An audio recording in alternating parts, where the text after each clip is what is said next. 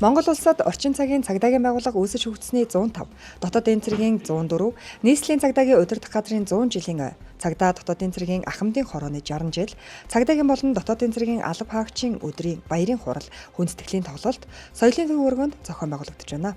Хурлыг нээж Монгол улсын их хурал засгийн газрын гишүүн, хууль зүйн дотоод хэргийн сайд Амар сайхан, цагдаагийн ерхий газрын дарга дотоодын цэргийн командлагч, хушууч генерал Болднаар нийт бие бүрэлдэхүүнд баярын мэндчилгээ дэвшүүлв.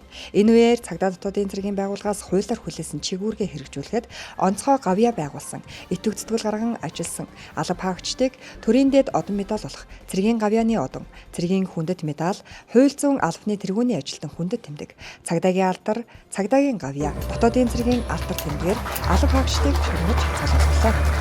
За юун түрүүн одоо 105 жилийн түүхтэй орчин цагийн цагдаагийн байгууллага 104 жилийн түүхтэй дотоодын цэргийн байгууллагыг одоо үе үеийн удирдлагууд, ахмад буурлууд энэ албанд одоо залуу халуун насаа зориулсан үе үеийн одоо төлөөллүүд болон тэдний ар гэрийнхэнд хойн баярын халуун мэндийг өргөн дэвшүүлье. Энэ бол үнэхээр одоо баатарлаг үйлс, ард түмнийхээ эрүүл, аюулгүй, амар амгалан амьдрах орчин нөхцөлийг бүрдүүлэхийн төлөө тангараг өргөн зүтгэж байгаа алба хаагчдаараа бид бас өнөөдөр бахархах ёстой, үйл хэргийг үнэлэх ёстой, бас хүндлэх ёстой. Тийм учраас энэ хүрээнд өнөөдрийн одоо арга хэмжээ зохион байгуулагдаж байна. Нэгдүгээр, хоёрдугаарт бол мэдээж одоо орчин цагийн цагдаагийн байгууллага дотоодын цэрэг жилээр туссан мөнгө засч, бодлого шийдвэр нь шинжлэгдэж, үйл ажиллагаа нь эрчимжиж бас олд амжилтаар дүүрэн байна. Бид энэ их ага ухтаад гэмт хэрэгтээ тэмцэх, нийгмийн хэв журам хамгаалах, урьдчилан сэргийлэх, соён гэрүүлэх ажлыг эрчимжүүлэх, шин шатанд гаргах, шинжлэх ухааны техникийн ололт амжилтыг гэмт явдалтай тэмцэх ажил ашиглах зорилгоор олон бүтээч ажил төлөвлөн хэрэгжүүлж байгаа. Энэ чиглэлээр бодлогын бичгээр, төгслийн бичгээр батлагдаж бүх шатанда энэ шинжлэх ухааны техникийн гарч буй ололт амжилтыг ашиглах чиглэлээр олон талт арга хэмжээ зохион байгуулж байгаа. Тэрний нэг нь та бүгдийн сайн мэдэх иргэний эрүүл аюулгүй орчинд амьдрах эрхийг хангах зорилгоор камержуулалт, ногоон бүсийн ажлыг дараагийн шатанд AI хөдөлмөр хөнгөвчлөх, цаг хугацаа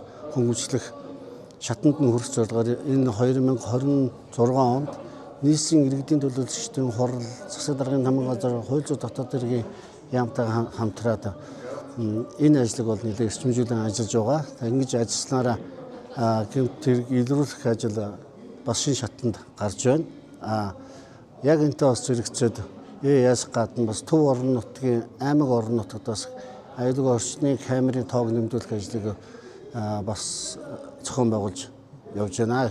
За Монгол улсад орчин цагийн цагдаагийн байгууллага үүсч хөгжиж байгаа энэ түүхэн цаг хугацаанд эрх зүйн орчин нэлээдгүй их өөрчлөгдөж, цагдаагийн алба хаагчдын ажиллах орчин, ажлын бүтээмжийг нэмэгдүүлэх, зөв шударгаар үнэлэх, урамшуулах ийм зохицуултууд нэлээдгүй байна.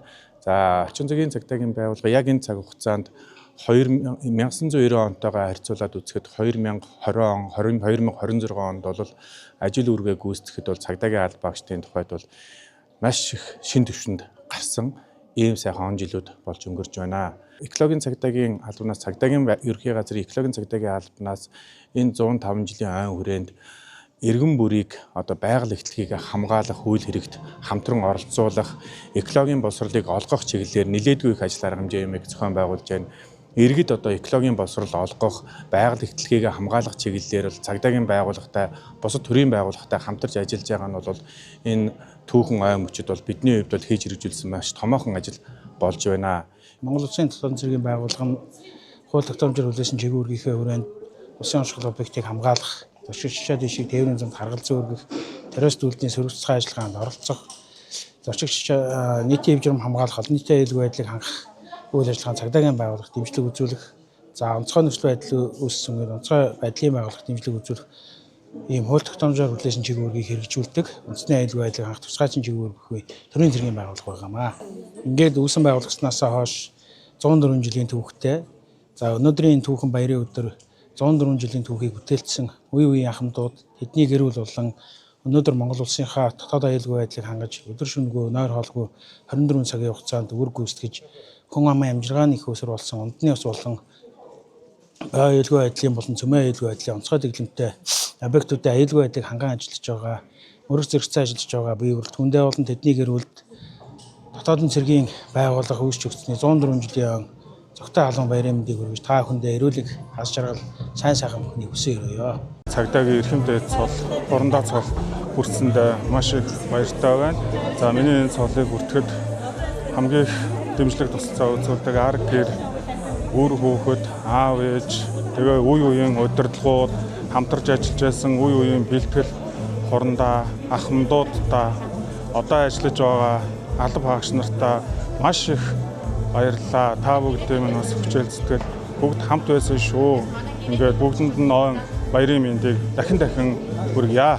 Монгол Улсын ерөнхийлөгчийн зарилгаар цэргийн үнд медалаар шагнагдсандаа баяртай байна. За ингээд түүх дойн тохиож байгаа цагдаа дотоодын цэргийн нийт бие бүрэлдэхүүндээ цагдаа дотоодын цэргийн алба хаагчдын өдрийн баярын мэндийг хүргье. Та бүхэн сайхан баярлалаа.